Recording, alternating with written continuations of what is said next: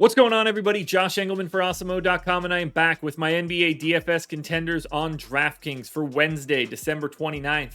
Now be sure to hit that like button, subscribe to the channel, and hit the notification bell so you know when everything goes live. Follow me on Twitter at Josh Engleman, only place you get any updates to my sim results as we get closer to lock. Let me know in the comment section who is your favorite and least favorite of my contenders for today's slate. Finally, shout out to No House Advantage for being the presenting sponsor of this video. Use the promo code Awesemo when signing up to get up to $25 on your first deposit.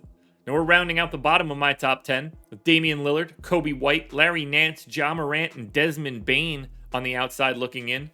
Who will be my favorites? My top 5 plays for today? It's time to find out. In first for me at number 5, we've got Nassir Little, small forward, power forward eligible, just 5K, projected for 32. The goal's 36. He's in the optimal lineup 21% of the time. I'm giving him 34 minutes. Portland's super short-handed, 16% usage. Does a little bit of everything. 0.95 fantasy points per minute, 13 points, 9 boards, 2 assists, 2 stocks. Oddly enough, a pace-up spot against Utah. If this game stays competitive, 34 minutes might even be a little light for Little. They just don't have enough legitimate bodies to go today. You get small forward, power forward eligibility. Very helpful. But 5K, that's the real key piece if you're going to be playing 30-plus minutes. That's what we've got here for Little. Didn't go well last time, but we're going back to it again today. Javale McGee is in at number 4, center eligible, 5,100, projected for 37. The goal is 37. He's in the optimal lineup 21% of the time. 21% of the time.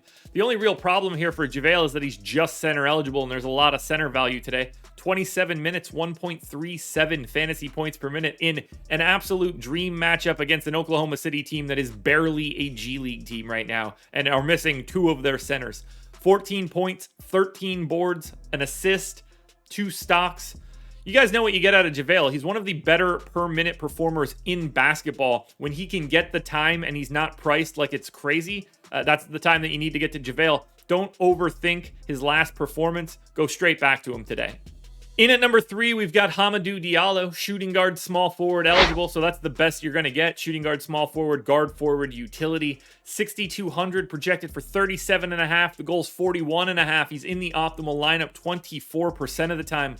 I'm giving him 36 minutes, right around a fantasy point per minute, 21% usage. Detroit's missing like 15 guys, so you expect him to play a ton. 17.5 points, 8.5 boards, 3 assists, 2 stocks.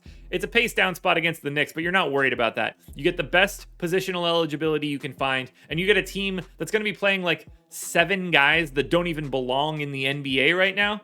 That is a good recipe for Hamidou Diallo getting a lot of minutes. At number 2, we're going to Miami again, assuming PJ Tucker is out. That's Omer Yurtseven, 4,600. So another value center option to go with Javale McGee. Projected 35. The goal's 34.5. He's in the optimal lineup 30% of the time.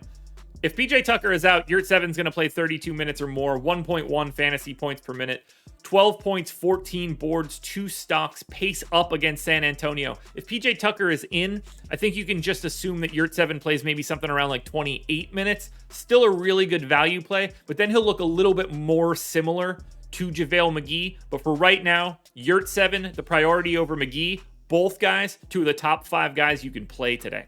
Now, before we get to that number 1 contender, one last reminder to hit the like button, subscribe to the channel, hit the notification bell so you know when everything goes live. Follow me on Twitter at Josh Engleman. Let me know in the comments who your favorite and least favorite contenders are for today's slate. And finally, one last time, shout out to No House Advantage for being the presenting sponsor of this video. The number 1 contender for today is Kyle Anderson. He's small forward, power forward eligible, just 4,600, projected for 35. That's the goal as well. He's in the optimal lineup 32% of the time. I gave him 32 minutes. We've got no John Conchar now. We're already missing Dylan Brooks and DeAnthony Melton and a host of others. Who knows who gets ruled in. 1.05 fantasy points per minute or somewhere in that range. 17% usage. 12 points, 9 boards, 4 assists, 2 stocks. Monster pace up spot for Memphis against a crappy Lakers team.